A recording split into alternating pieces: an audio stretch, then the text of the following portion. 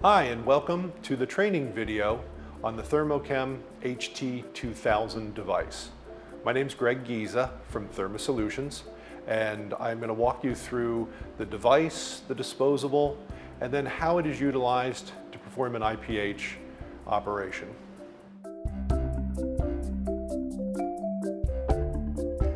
First, we'll go over the components of the device. We have the screen, we have the pump, we have the sensor connector panel, this is the heat exchange bracket, and this is the water bath hookup. These are the pieces of the front of the device that we'll utilize throughout the procedure. Next, we have on the side of the device the water-filled tray where the water bath is filled. The water bath of the device is contained inside this housing. And then down on the bottom, at the end of the case, we have a drain to drain this water out of the device. On the rear of the HT2000, we have the power cable, and located directly above where the power cable comes in is the power switch. This is what we utilize to turn the power on and off for the device. And then on the opposite side of the device, we have the side pocket, which contains both the quick start manual as well as the user guide. In addition, there will be backup components that are held in the pocket.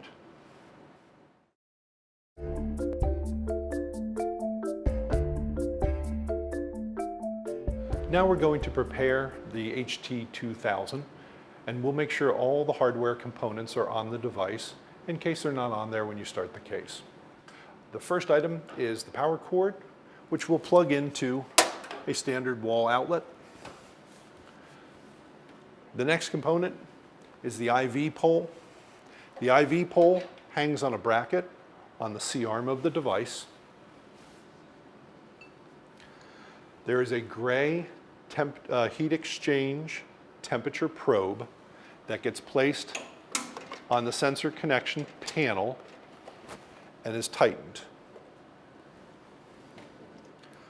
There are two blue temperature extension cords that get plugged also into the panel, and then we'll move them out of the way towards the back of the device. There are two water lines that get placed on the water line hookup.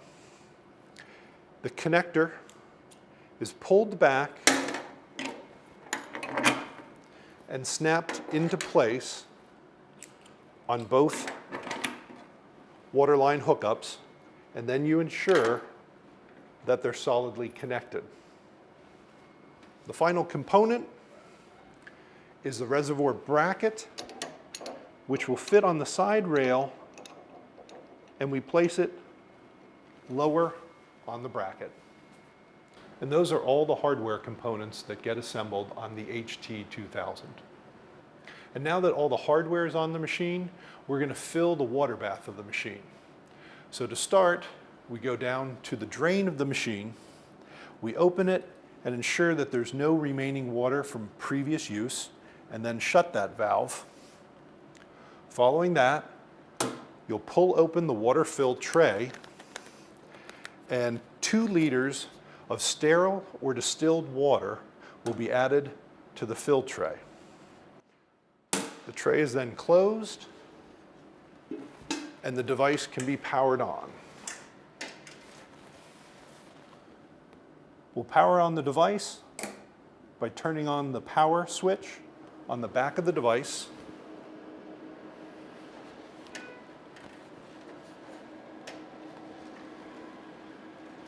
The HT2000 will now go through a boot up process, which takes approximately 1 minute.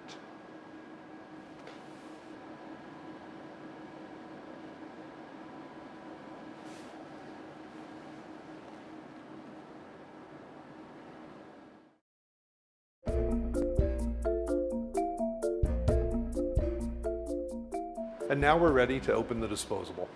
The first thing we remove are the additional components located on the outside of the disposable.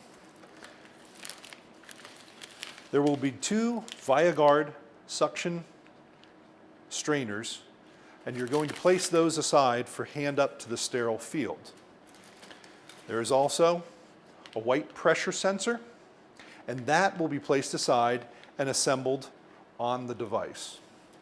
In addition, the instructions for use are located in this pocket on the side of the disposable pack. Now we're ready to open up the disposable pack.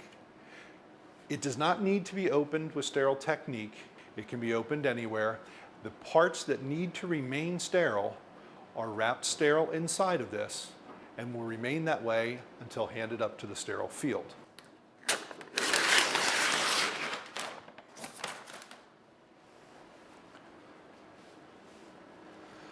There are 2 additional components that need to come out of the pack. The first is the recirculation line, and you will put that for further assembly onto the disposable on the device. The other item that comes out is the IPH table pack, and that will get handed up to the sterile field when they're ready.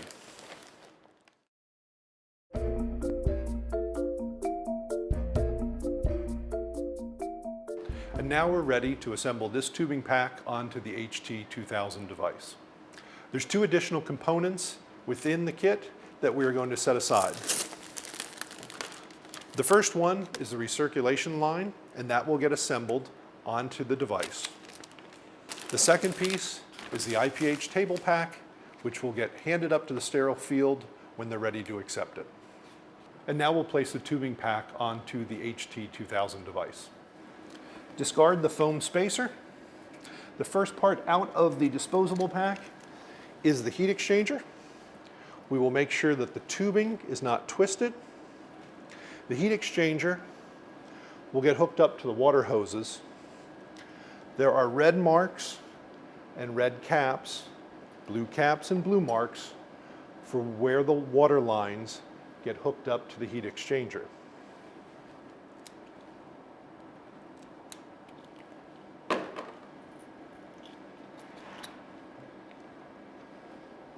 As before, the bezel is pulled back and pushed into place, and we make sure the connections are secure.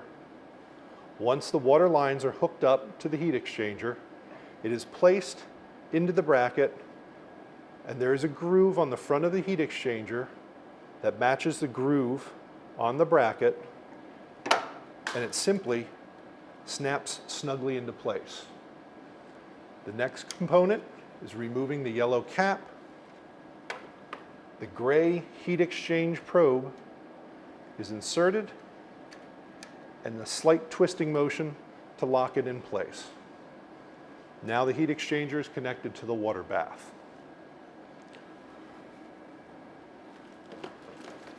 The pump tubing is pulled up and will be placed in the pump housing.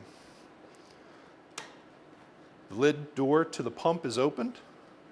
Red matches the red, and blue matches the blue.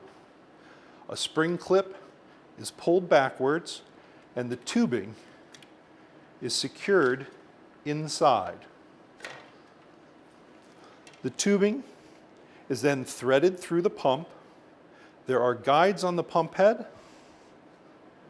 There is a knob to use to twist the pump head, and it will self-thread the tubing. And then at the end, remember to place the tubing through the other spring clamp. The door is shut. The tubing is now assembled on the pump. Reach back down into the disposable kit, toss away the other spacer, and next we can remove the reservoir. There is Velcro holding the reservoir in place. Make sure you unlatch the Velcro. It's heavy-duty Velcro, and if you try to pull the reservoir out without unlatching the Velcro, you could crack the plastic housing. The Velcro is that strong. The reservoir is placed up and fitted into the bracket.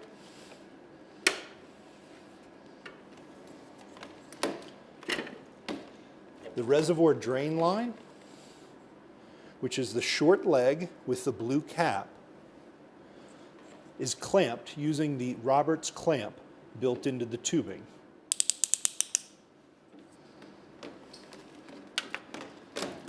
The IV lines are also clamped, and this line can be brought back next to the IV pole so it's out of the way as you finish the assembly. You will now take the white pressure sensor that was set aside from opening the pack. It will get opened up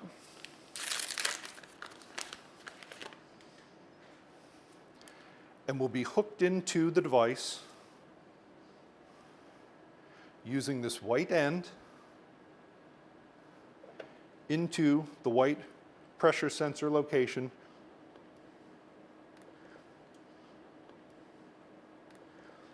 Please note up on the screen, once you've assembled this, you now have the functionality restored to these two heat exchange and pump power buttons. The pressure sensor will be attached to the tubing line right after it leaves the pump. You'll remove the red and white lower lock caps, and the sensor will be attached to the tubing. Finally, we'll remove the sterile tubing loop from the kit. The sterile tubing loop can be placed up and behind the device or in the side pocket until it's needed on the sterile field. The final component that gets placed on the HT2000 optionally is the recirculation line. It contains a 3-way stopcock and the line tubing. The stopcock will be placed on the reservoir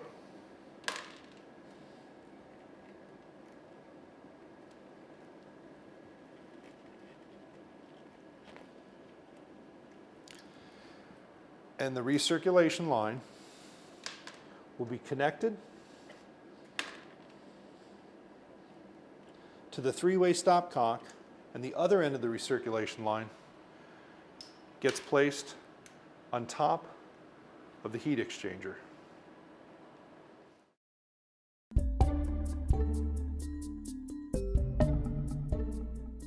The next step is to start the water bath and begin to preheat the water bath.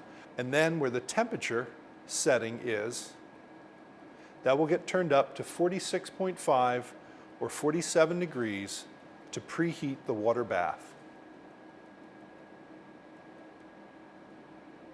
When you've reached the maximum temperature of 47, the plus sign will be grayed out and you will not be able to increase any further.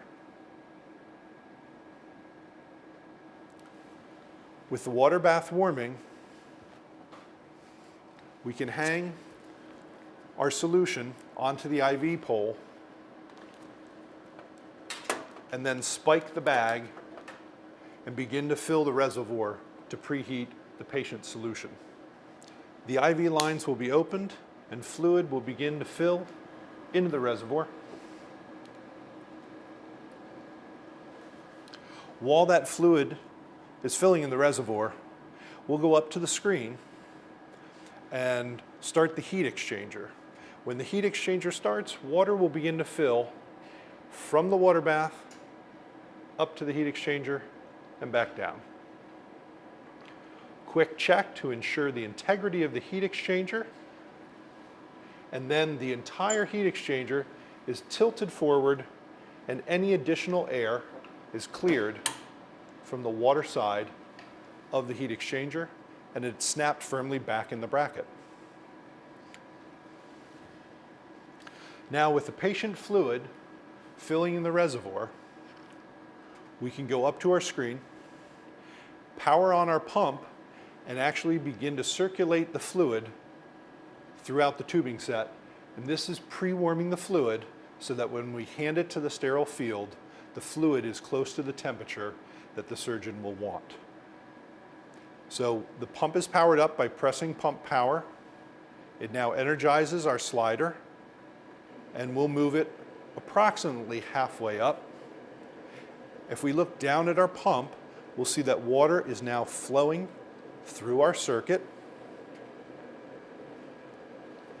and is beginning to become warm. The number up here is the milliliters per minute that is being circulated through the system, and anywhere from about 1200 to 800 is a good setting when you're pre-warming your circuit. Something else we do is to clear any air from the heat exchanger, and this is accomplished by going to the reservoir and very slowly and briefly opening up the recirculation line. We can remove any air.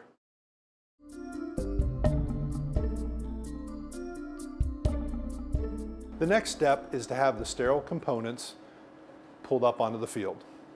So we'll open up the sterile components, which consist of the ViaGuard suction strainers, and there's two.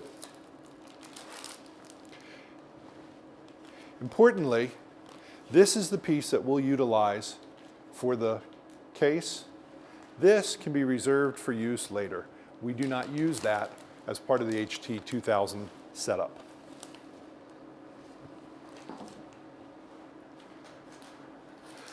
The next piece to get handed up to the sterile field is the table pack.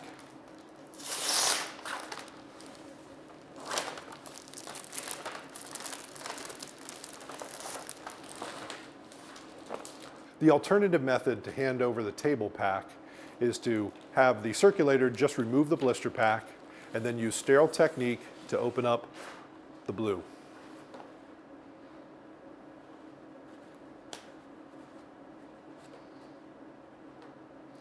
There are loose components inside the table pack, but they are double blue wrapped for transfer up to the sterile field. The table pack contains the inflow and outflow tubing that will be assembled.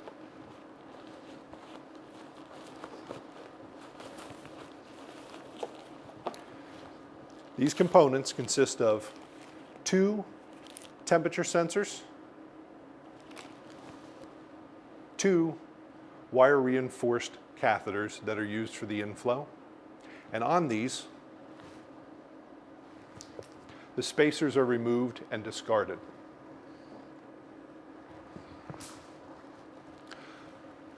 Finally, there's the inflow wide tubing and the outflow wide tubing.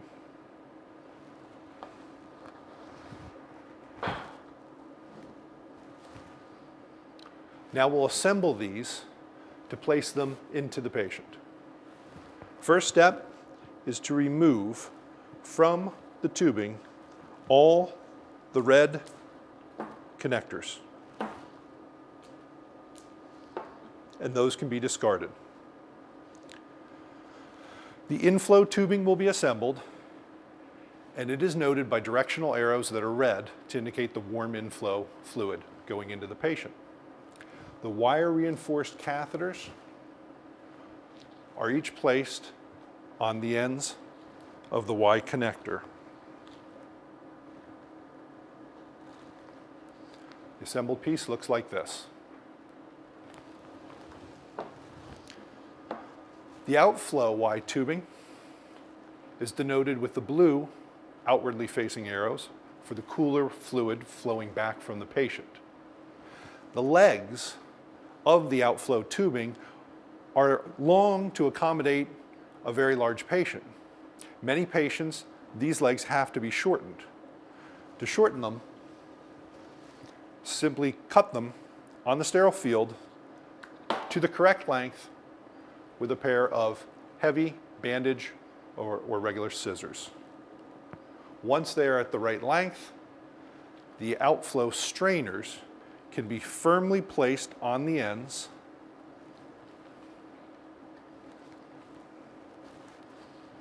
and now you have your assembled outflow tubing. Additionally, the two temperature sensors will be opened and placed per the clinician either in the tubing or sometimes in the patient's sidewall, depending on clinician's preference. There is, on the temperature sensors, a 15mm needle, so do be careful with this as it is sharp. Very commonly, the needle is placed, in this case on the inflow tubing, into the wide tubing itself. The temperature sensor is placed at an angle into the tubing in the direction of the flow. In this case, the inflow will be flowing with the red arrows, that direction, and the temperature probe is angled in that same direction. The second temperature probe is placed, again, at an angle in the outflow tubing in the direction of the flow as marked by the arrows on the wide tubing. The wide tubing is now ready to be placed in the patient. As an alternative method for the temperature probes, some surgeons elect to place them in the side wall, abdominal wall of the patient. They place them superficially and they use some suture to keep them in place throughout the case. With the inflow and outflow tubing assembled, the surgeon will place them into the patient. Most commonly, the inflow tubing is placed deep into the pelvis, and once in position, the temperature probe will be handed off the sterile field. The outflow tubing is placed superficially into the patient, up towards the diaphragm and on top of the liver bed. Be careful not to place the tubing so that it would become completely encased by bowel or omentum, as this would restrict the flow. With that in place, the outflow temperature line can be handed off the sterile field. With the tubing position in the patient, the surgeon will either perform a temporary close in a closed technique, or the abdominal cavity will be lifted up in an open or Colosseum technique. Once that's completed, the surgeon is now ready to have the sterile loop connected to the device handed up to the sterile field and the connections made to the patient.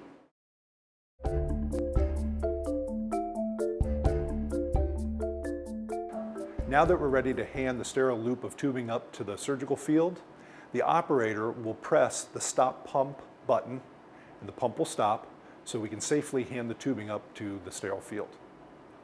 The return flow from the patient to the reservoir can be clamped off or occluded, and this will help facilitate the return flow from the table once the tubing's hooked up to the patient. The sterile loop of tubing is wrapped in blue. All the tape and the blue wrapper can be removed from that sterile loop. So the operator will go ahead and remove the tape and the blue wrapper.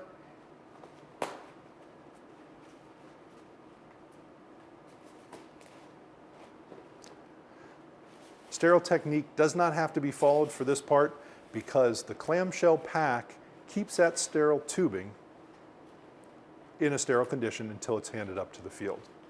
With all the blue wrapper removed, the tape is removed off the top of the clamshell pack.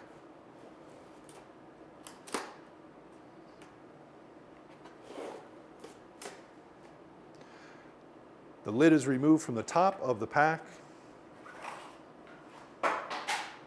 The tubing is handed up to the sterile field. The surgeon will grab the tubing and remove it from the pack. And if they look past the foam, the red tape is the demarcation between sterile and non-sterile.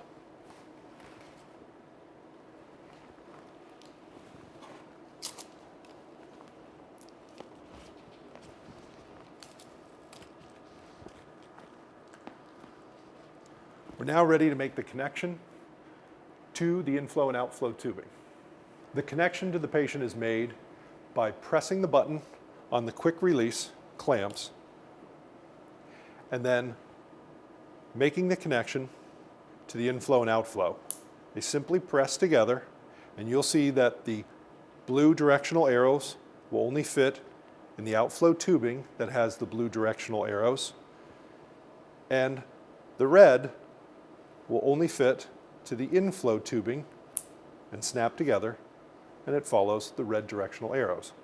Now the whole system is hooked up from the device to the patient.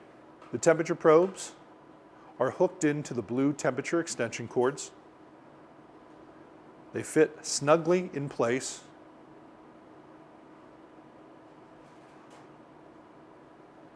Once the probes are hooked up, the temperatures will be registered on the screen.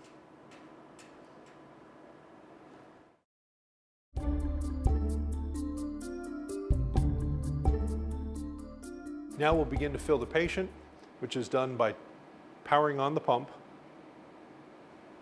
turning the slider up to approximately 1.5 liters, more or less. Approximately 2 liters will be filled into the patient. On a closed technique, the patient will begin to distend and they will check for any leaks along the suture line. In an open or Coliseum technique, they will check to see that they've filled up the patient to approximately the top of the abdominal walls that have been suspended upwards. If the return line was clamped, it can now be unclamped, so the flow will begin to return to the reservoir. When you start the return flow back from the patient, a common occurrence is for there to be air in the return tubing. And the most simple solution is to walk the air off the table and let it drain back to the reservoir. Now the circuit is complete and the entire line will begin to circulate from the pump to the patient back to the reservoir, and will begin to pre-warm the patient. The pump speed will be adjusted to the desired output level between 1.5 to 2 liters per minute by moving the slider bar up and down. And the pump level in milliliters per minute is listed in the top right-hand quadrant of the screen. The operator will maintain the level of fluid in the reservoir optimally between about 0.5 liter and 1 liter of fluid in the reservoir. And the adjustments can be made either by slightly occluding the return flow if the reservoir is filling up too quickly, or by completely opening the return flow if the level in the reservoir is dropping. Alternatively, the pump speed can be adjusted up or down to maintain the correct level in the reservoir. The whole purpose of having fluid in the reservoir is essentially to give us the chance to make adjustments to the pump speed or return flow without ever pumping air up to the patient. The temperature on the HT2000 is adjusted by moving the water bath either up or down. You set the temperature, and that will change the temperature of the water bath, which is the water internal to the machine. And that set point is what you use to adjust your patient inflow or outflow temperature according to whatever level the clinician has requested. There's a timer located in the lower left quadrant that will count upwards when pressed, and that can be used to time your on-pump time when you're circulating fluid through the patient. If you stop the timer and then restart the timer, it will go back to 0 and begin to count upwards again.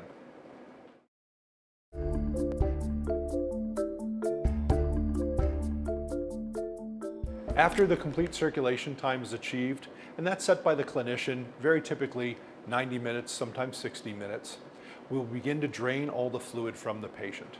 That is done by placing either a waste bag or a suction canister and connecting it to the drain line in the kit, and we'll begin to drain all the fluid out of the patient. The waste bag is connected to the disposable via a 3/8 inch to 3/8 inch straight connector.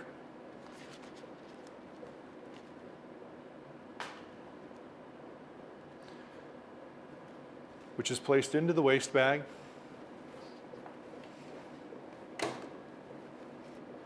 And also, the other end fits to the blue capped drain line in the disposable.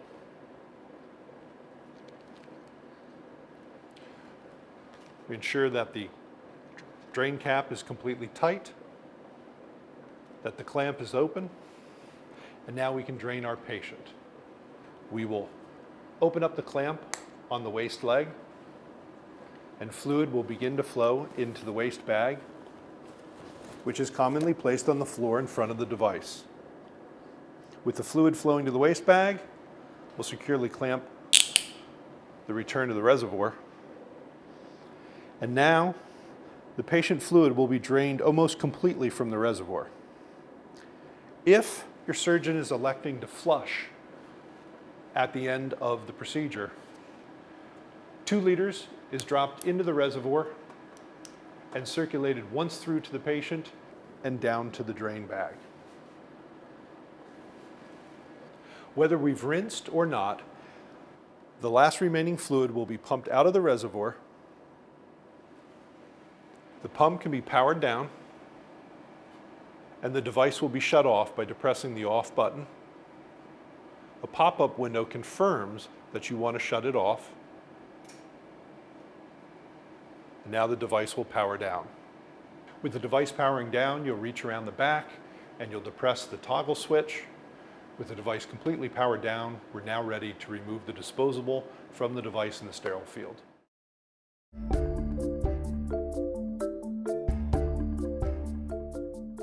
Now we're ready to dispose of the tubing set.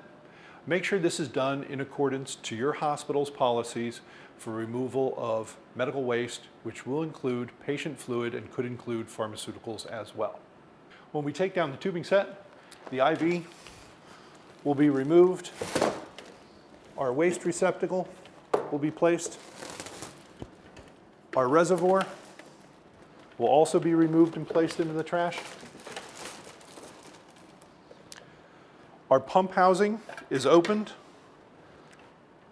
The tubing is removed in the reverse order that it was assembled. Our white pressure sensor is unplugged. Then we have our reusable temperature probe that is disconnected. The hoses are also disconnected. Any water that drains from here is the sterile water from the water bath. It has never touched or been exposed to the patient fluid.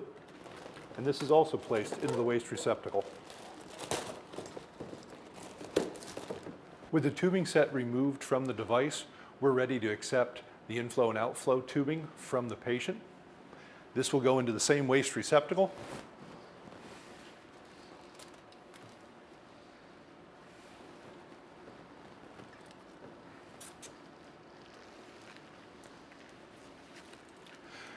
There are the temperature probes that are attached to the tubing or the patient's abdominal wall, and make sure these are disposed of according to your hospital's policy for the 15mm sharp.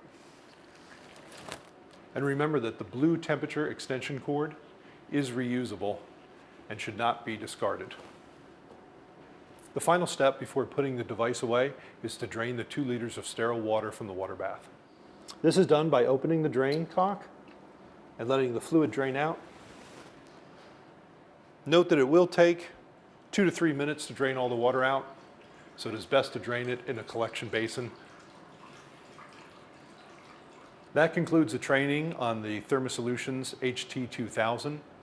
For any complications encountered intraoperatively, you can refer to the troubleshooting section of the operator's guide, which is commonly located in the pocket of the device, or you can call your ThermoSolutions representative. Thank you.